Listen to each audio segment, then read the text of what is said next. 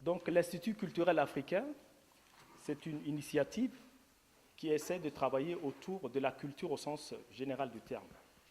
Autrement dit, ce n'est pas une structure de folklore de plus. Bien au contraire, c'est une structure pour défolkloriser justement la culture africaine ici à Bordeaux. Notre initiative, elle ne s'établit pas dans un esprit de revanche ou quoi que ce soit. Et au contraire, ce qu'on veut faire, c'est prendre notre place, occuper un espace. Ce n'est pas contre un tel ou contre un autre, c'est simplement pour nous, quoi. Simplement occuper un espace. Ce n'est pas contre. Et donc, c'est pour ça, mais pour occuper l'espace, il faut qu'on arrive à rassembler nos expériences, à rassembler nos compétences pour pouvoir les canaliser et les capitaliser. En gros, l'esprit, c'est ça.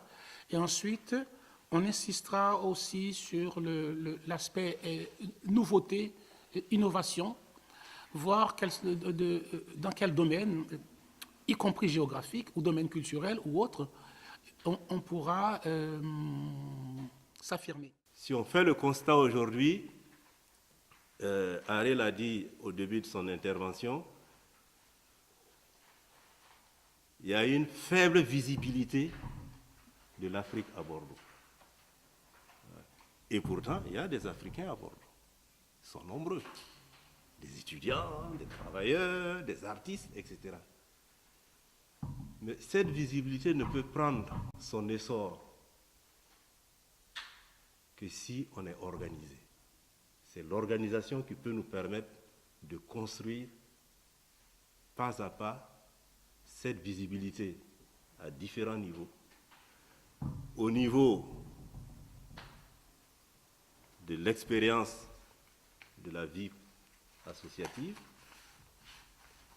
au niveau de la pratique culturelle et artistique, au niveau de donner notre point de vue aussi sur les événements qui se déroulent en Afrique, parce que nous avons un point de vue sur ce qui se passe dans nos pays,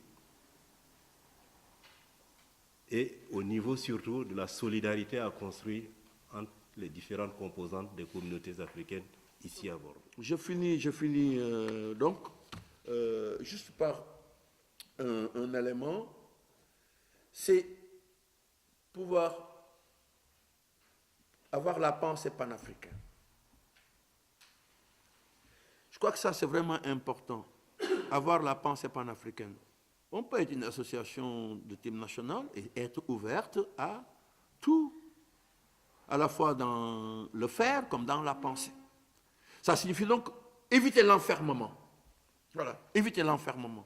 Et je pense qu'aujourd'hui, on a tout intérêt à nous inspirer justement de ces expériences-là qui ont eu vraiment cette pensée, cette posture, ce regard panafricain.